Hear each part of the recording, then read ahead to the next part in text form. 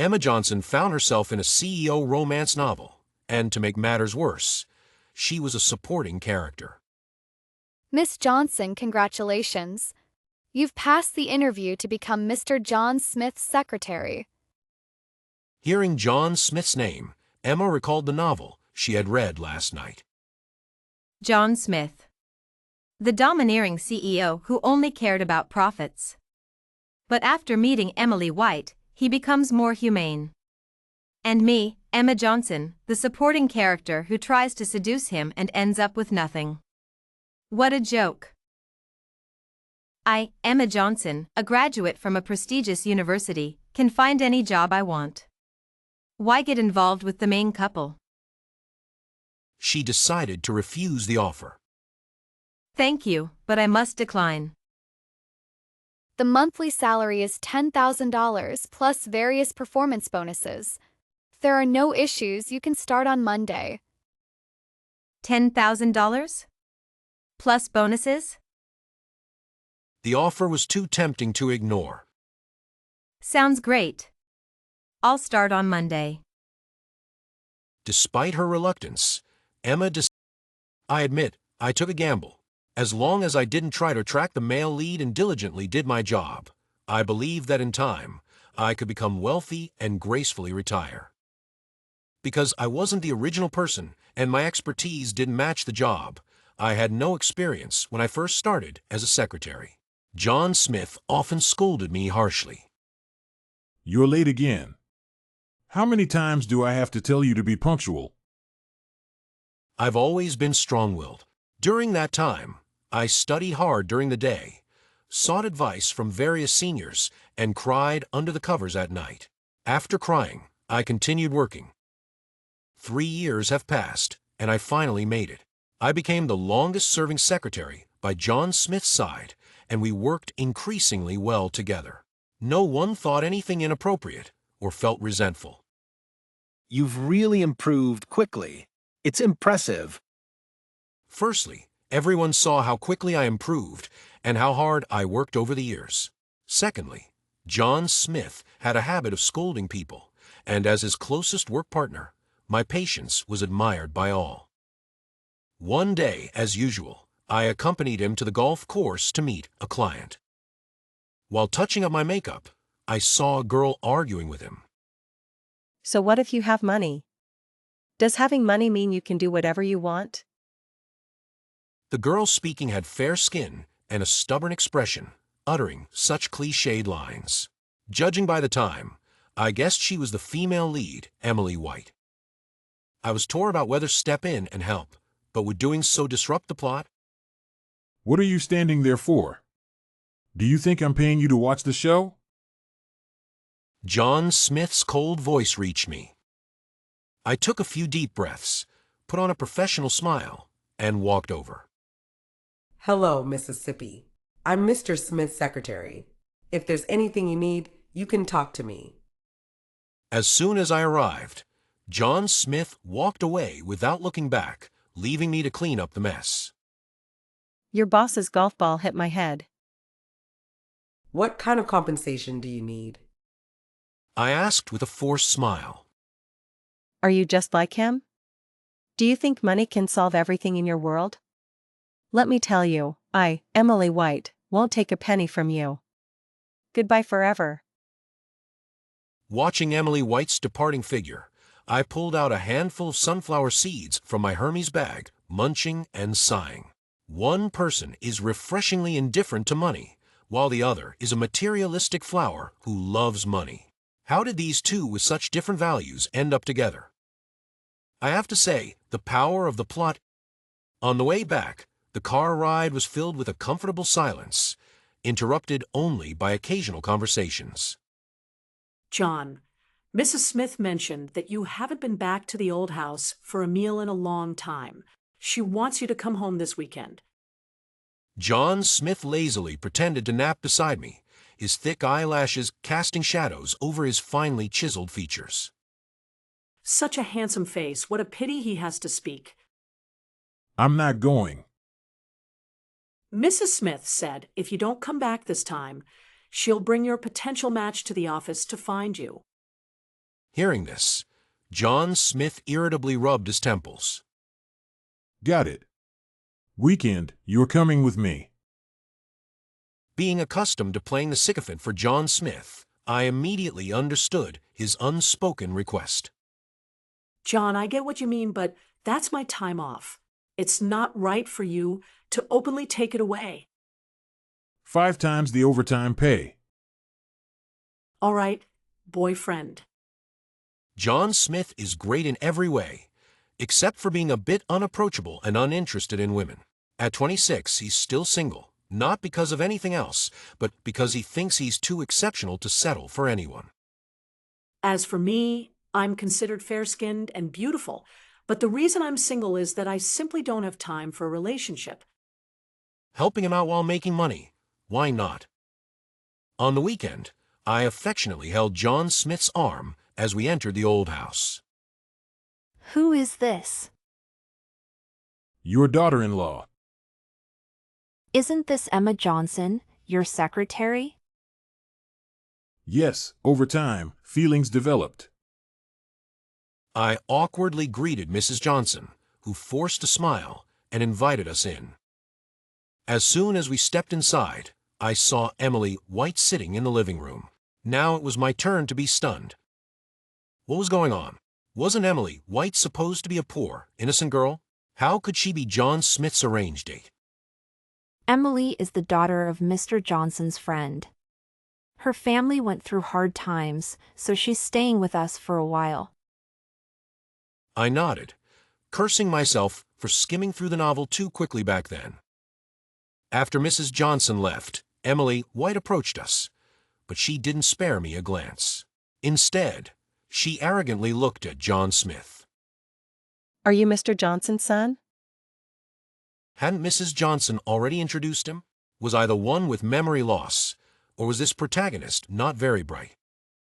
I turned to see John Smith's expression, and sure enough, he looked as unimpressed as I felt. But since she was the protagonist, and with John Smith's attitude, even Cupid couldn't help him. He was definitely destined for a long, arduous pursuit. As a considerate subordinate, I quickly answered for him. Yes, it seems you two are quite fated. John Smith, uninterested, pulled me away, leaving Emily. In the backyard, he and I sat together on the swing. Recalling his earlier straightforward behavior, I couldn't help but remind him. I glanced at him and said softly, John Smith, you can't be so indifferent to girls. It's hard to find a partner that way. John casually rested his hand behind his head and replied, Am I close to her? Every time she sees me, it's like she's been set off like a firecracker. I can't be bothered to argue with her. I chuckled at his response. Isn't that what they call a love-hate relationship? Don't say that. It makes me want to lose my lunch. Well, that's very John Smith.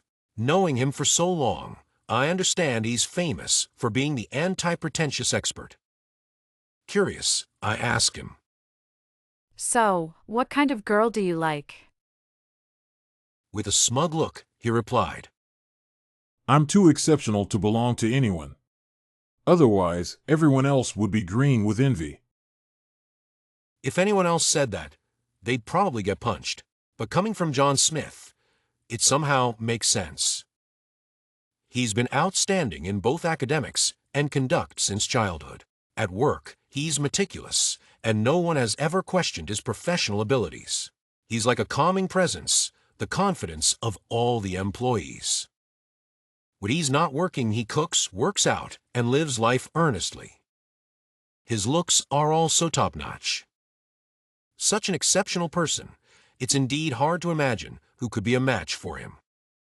During lunch, Emily White couldn't resist teasing John Smith.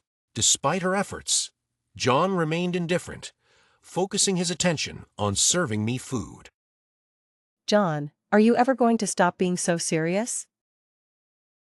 You know me, Emily. I prefer to concentrate on what matters. Mrs. Johnson's behavior was another surprise. Once she learned I was John's girlfriend, I half expected some dramatic gesture, perhaps even an attempt to pay me off to leave her son.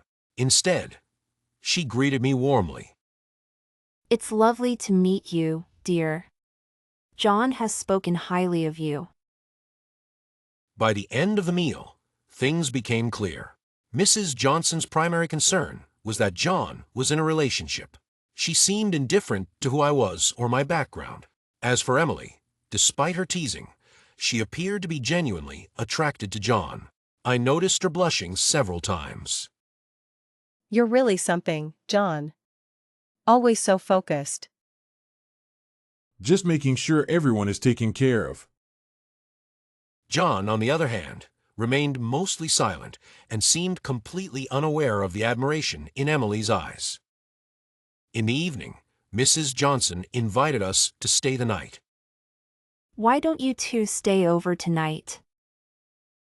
John Smith and I exchanged glances. I nervously signaled to him with my eyes. Years of understanding allowed him to grasp my current thought. Remember, we perform, but we don't compromise. He gave me a cold look. What advantage do you think you have that I would want? I was furious and tightened my grip on his hand, pinching him slightly. In the end, we stayed. If you stay tonight, I won't pressure John Smith to come home for the next month. John Smith was so pleased that he gave me a raise. You've earned yourself a raise. The boss's room was vast, but oddly, it contained only a single bed. No sofa, not even a chair for comfort. Why does this huge room have just one bed? And no sofa? John Smith was taking a shower, leaving Jane awkwardly perched on the edge of the bed, feeling immensely uncomfortable. John emerged from the bathroom, dried off, and slipped under the blanket with a calm demeanor. What are you worried about? Just sleep. I sleep very soundly. How about I sleep on the floor? John lazily propped his head up with his hand, a hint of amusement in his eyes. Take a good look around. Is there anything here you can use to make a bed on the floor? Jane scanned the room thoroughly, but found nothing suitable for a makeshift bed. It seemed Mrs. Johnson had orchestrated this situation perfectly. Resigned to her fate and thinking about her salary, Jane washed up and reluctantly lay down on the other side of the bed. As she sank into the blanket, filled with John Smith's unique scent, her face began to heat up uncontrollably. Emma sat quietly, her mind wandering back to a secret she had kept for a long time. Actually, I have a secret. I once had feelings for John Smith. She remembered his strict demeanor, but also his unexpected kindness. Though he was strict, he always offered advice while reprimanding me.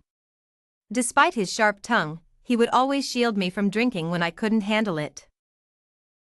She sighed, thinking about his handsome appearance and disciplined lifestyle. He was handsome, disciplined, and led a clean life. It's really hard not to be moved by someone like that. One night, she found herself taking advantage of his inebriated state to confess her feelings. I decided to confess my feelings when he was drunk. He usually spoke the truth in that state and would forget everything the next day. In his dazed state, John's response was both revealing and painful. Why are you like my previous secretary? You're quite capable, and I don't want you to leave. Can you stop thinking about me? From that moment on, Emma buried all her feelings and focused on work, not daring to hope for anything more. I buried all my feelings and focused on my work, not daring to hope for anything more. As she reminisced about those times, she drifted off to sleep. The next morning, someone nudged her awake. Still groggy, she thought it was her cat. I pulled it close, rubbed its fur, and gave it a kiss. Wait. Why did it feel like jelly? Her mind snapped back to reality, and she quickly sat up to look beside her. Sure enough, there was John Smith, his face as dark as a stormy sky. I'm done for, I'm done for, I'm done for. Emma? Johnson? I'm sorry, Mr. Smith, I thought it was my cat. John was furious, but seeing her sincere and guilty expression, he held back his anger and got up without saying a word.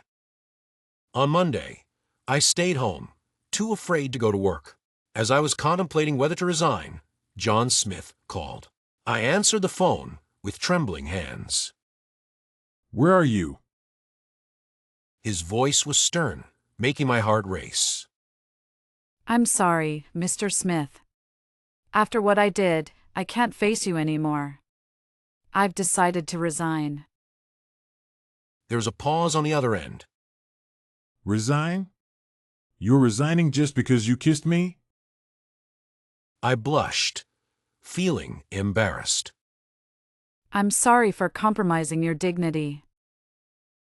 A light chuckle came from the other end of the line. In that case, come back and repay your debt. Repay my debt? Yes. You think you can just run away after taking advantage of me? Get back to work. Realizing he had no intention of firing me, I was overjoyed. My 6-figure salary was safe. I quickly gathered myself and went to work, feeling rejuvenated. For the next month, we continued to work together seamlessly, neither of us mentioning the incident again. One day, Emma received a photo from her mother, clearly taken without the subject's knowledge. The young man in the picture looked gentle and refined, engrossed in a book, with sunlight casting a halo around him. Isn't this boy handsome? Yes, he is. He's Aunt Mary's son, a PhD who studied abroad. He's now a professor at a university. Would you like to meet him? How come such an outstanding guy doesn't have a girlfriend? He was always focused on his studies and had no time for romance. Lucky for you. Emma wanted to refuse, but her mom had other plans. Meet him, and if you're not satisfied, I won't bother you about this for the next year. Emma was an orphan before, and after coming here, she experienced rare familial love. Her parents were affectionate, and their family was harmonious. The only flaw was that her mom was too eager to see her married off. Her mom's offer was too tempting, so she agreed. On Saturday, Emma met the young man at a Japanese restaurant. When she opened the door to the private room, he was already there. He looked even more handsome in person. Seeing her, he stood up politely. Hello, I'm David Brown. Hello, I'm Emma Johnson. Throughout the meal, Emma found David increasingly impressive. Unlike John Smith's aggressive excellence, David was gentle and approachable, with impeccable manners. After dinner, they exchanged WeChat contacts. Maybe, just maybe, Emma could try dating him. While David went to pay the bill, Emma waited in the hallway. Out of nowhere, John Smith appeared. John? What are you doing here? John just gave Emma a cold glance and walked away arrogantly. His mood swings are really unpredictable. The next day, David Brown invited me to a movie. Just as I was about to accept, my phone buzzed with a message from John Smith. Can you work overtime tonight? I was ready to decline when another message popped up. I'll pay you 10 times the usual overtime rate. Sorry, David Brown, but the offer was just too tempting. I arrived at John Smith's private villa with the documents he needed. After reviewing them, he offered some suggestions for revisions. After making the necessary changes, I handed the documents back to him. Mr. Smith, I've made all the changes. Is there anything else? No, that's all. That's it? Something that could be done in 5 minutes was worth 10 times the overtime pay? Well, I guess I don't understand the world of the wealthy. If you feel bad about it, you could help me make lunch. I was about to refuse, but the hopeful look in John Smith's eyes made me reconsider. Beauty is truly misleading. After lunch, I prepared to leave. Suddenly, John Smith started coughing. I quickly fetched his medication, a task I was already accustomed to as his assistant. I made him a cup of medicine and placed it beside him. Mr. Smith, the medicine is ready. Remember to drink it. I'm heading out. All right, you go ahead. I can take care of myself. Then he started coughing even more violently. Is it that serious? Do you need to go to the hospital? With reddened eyes, John Smith looked at me pitifully. I'm fine. You go ahead and do your work. Sorry, David Brown. Let's reschedule for next week. I don't have anything else today. I'll stay and take care of you. John Smith's eyes lit up. Really? By evening, John Smith's expression had softened considerably. Once everything was settled, Emma finally felt at ease to leave. The following week was a whirlwind of activity for Emma, leaving no time to chat with David Brown. Each day, she would collapse into bed, exhausted. However, completing a major project meant her salary doubled, making all the overtime worthwhile. On Friday, John Smith offered Emma a ride home. While in the car, David Brown called. Emma, are you free tomorrow? Yes, I just finished a big project, so I can rest tomorrow. You've worked hard. How about going to the amusement park tomorrow? Sure, let's go to Starlight Amusement Park. I heard they have some fun activities recently. Great, see you tomorrow. See you tomorrow. John Smith glanced at Emma, his tone unreadable. Boyfriend? Emma blushed and smiled shyly. Not yet. They didn't speak much after that. The next day, Emma arrived at Starlight Amusement Park as promised. David Brown, ever thoughtful, had everything prepared and was waiting for her. Sorry to keep you waiting. David Brown smiled and gently patted her head. Not at all. As someone who's never been in a relationship, Emma was flustered by the gesture, nervously tugging at her bag strap, her cheeks turning a light shade of pink. At the bustling amusement park, Emma Johnson was enjoying her day when she heard a familiar voice. Hey, Emma Johnson? What a coincidence. John Smith, dressed casually and wearing sunglasses, walked over nonchalantly. John Smith? You're at the amusement park too? I'm planning to invest in this amusement park, so I'm here to check it out. Emma pointed at John Smith and introduced him to David Brown. Oh, this is my boss, John Smith. She then turned to John Smith.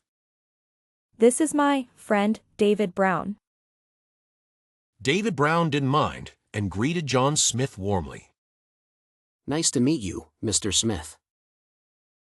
With his hands in his pockets, John Smith replied coolly. It's fate that we meet. Let's go. The three of us can have fun together today. Emma thought to herself, Big brother, we're on a date, can't you see? Clueless guy. But due to his status, David Brown and Emma exchanged a helpless glance. What are you standing there for? Follow me.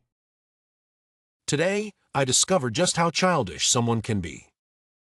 I saw a doll I really liked and was about to pick it up when John Smith bought it right in front of me. John, why did you buy that doll? I was about to get it. Oh, come on. It's just a doll. Besides, I got here first.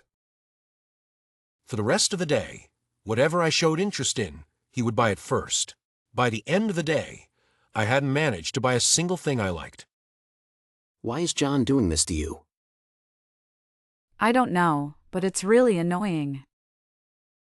When we were trying out different attractions, he insisted on standing between me and David Brown. I always have to be in the center. It's just my thing. Seriously, John? You're being childish.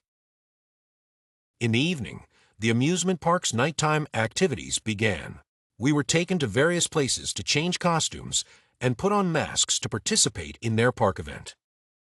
It was said that if you completed the tasks and found your partner among the masked people, you would be together forever. This is going to be fun, but it's also a huge place. I hope I can find them. I walked until my legs were sore, but still couldn't find either of them. Exhausted, I sat down to rest. My task was to hug someone on the Lover's Bridge for 30 seconds. It was too difficult, so I gave up. To prevent us from slacking off, NPCs would come out to scare us. Sure enough, I was targeted by an NPC.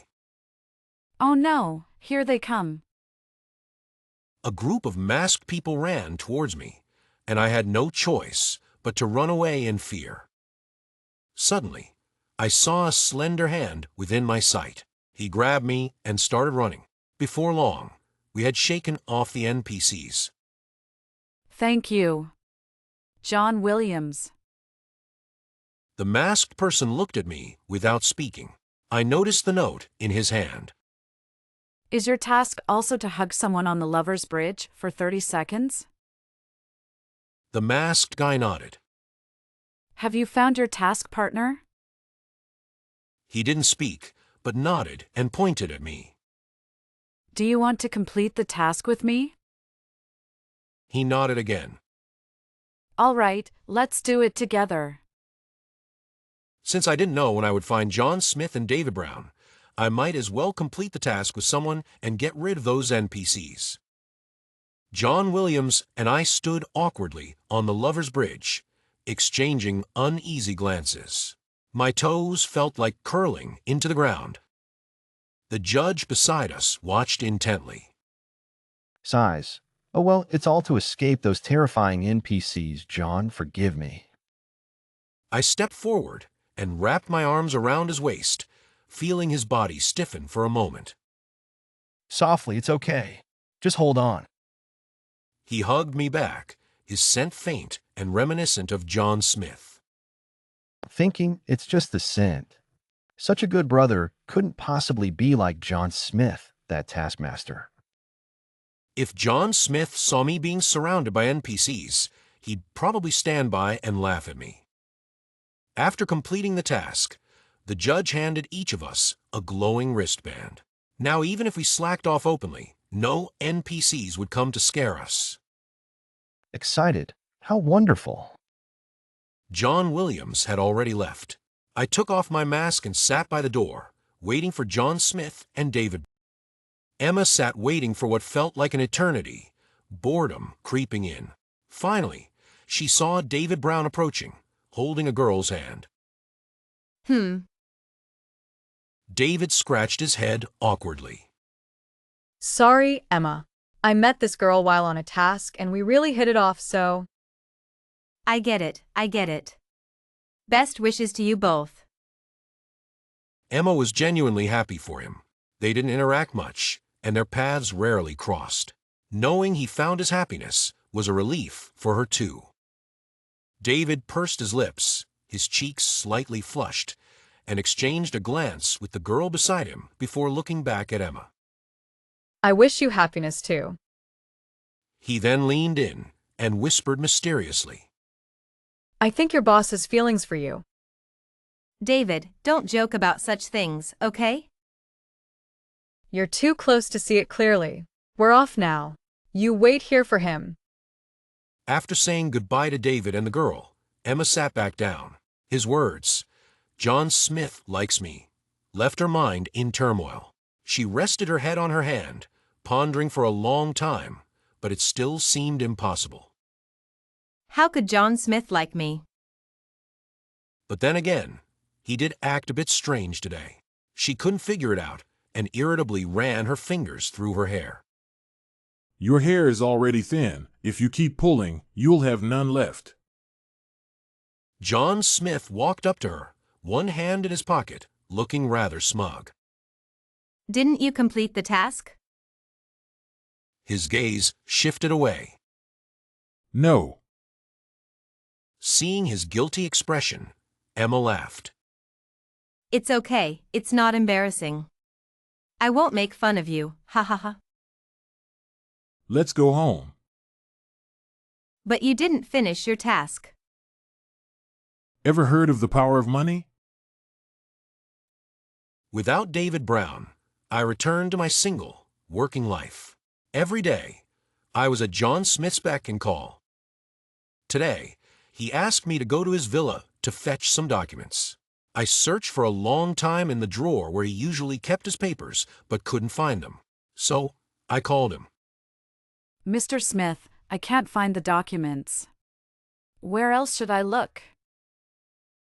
Try looking in the drawer below. I opened the lower drawer, and a glowing bracelet appeared before me. I picked it up in surprise. Had he completed the task that day? But why couldn't he mention it? Mr. Smith, I still can't find the documents, but I did see a glowing bracelet. He abruptly hung up the phone. What did that mean? What's going on? I heard hurried footsteps downstairs.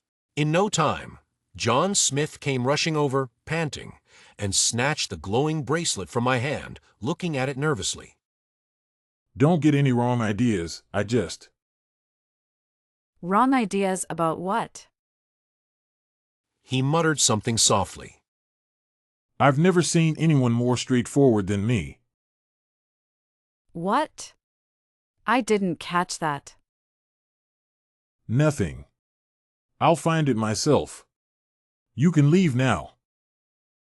At noon, as I lay on my desk, the more I thought about it, the more I felt that John Smith had been acting strangely lately. Things that could be resolved with a simple internal call, he insisted on coming to me in person. Tasks that could be explained all at once, he broke down into several parts. He involved me in various projects and even gave me a few sets of high-end skincare products, saying they were company benefits. Recalling what David Brown had said before, I couldn't help but wonder if he liked me. But what if I was just being self-indulgent? Just as I was agonizing over what to do, John Smith walked over, knocked on my desk, and said, My mom wants us to go back this weekend. Okay, this time. 10 times the overtime pay. I was so excited that I accidentally said, Good husband. I mean, good boss. Oh my gosh, how embarrassing.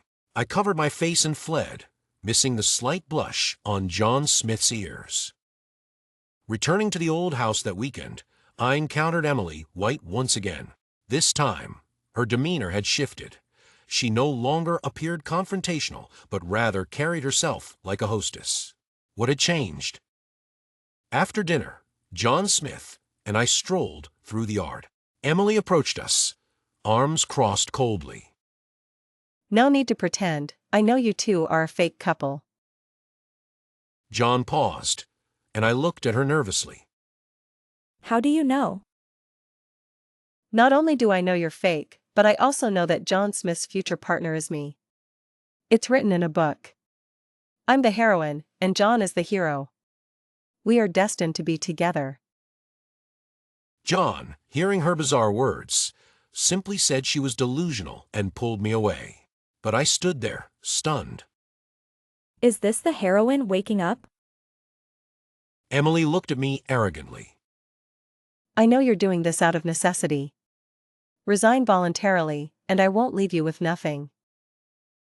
This was the first time she looked at me directly, probably knowing the original protagonist's fate. My mind was in a whirl, not knowing how to respond. John pulled me close, his concern evident.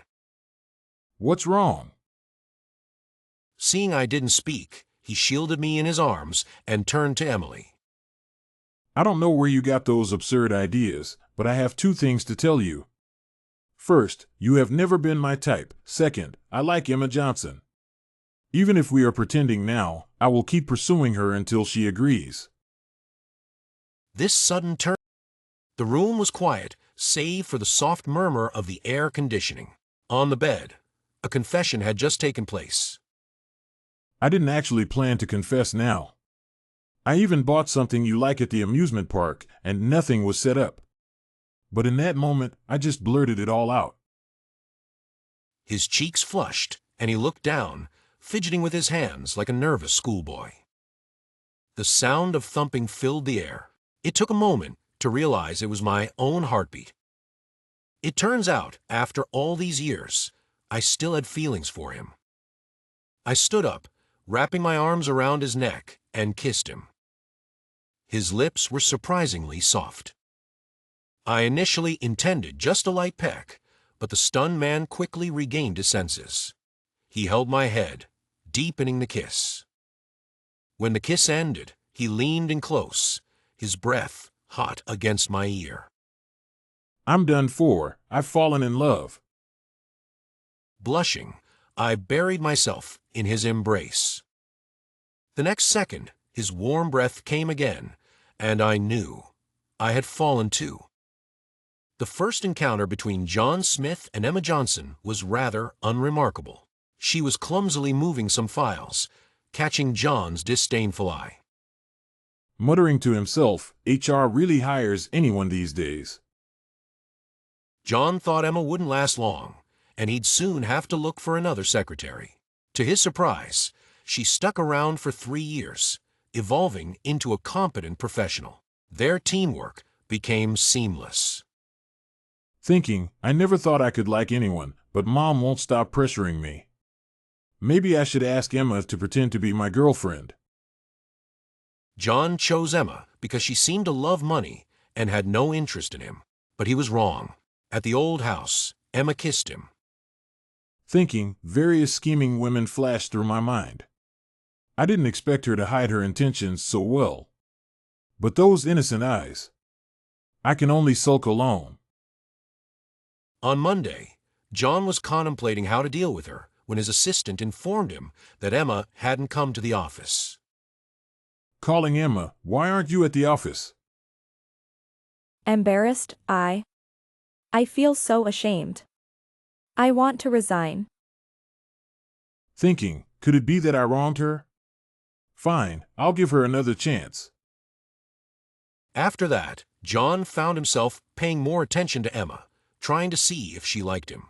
Her gaze was straightforward, and it seemed he had been narrow-minded. Thinking, maybe I've misjudged her. On the weekend, John booked a Japanese restaurant to enjoy his break. From the next room, he heard Emma's voice. Thinking, unbelievable. She's on a blind date? She took advantage of me and then went to meet other men. What a heartless woman.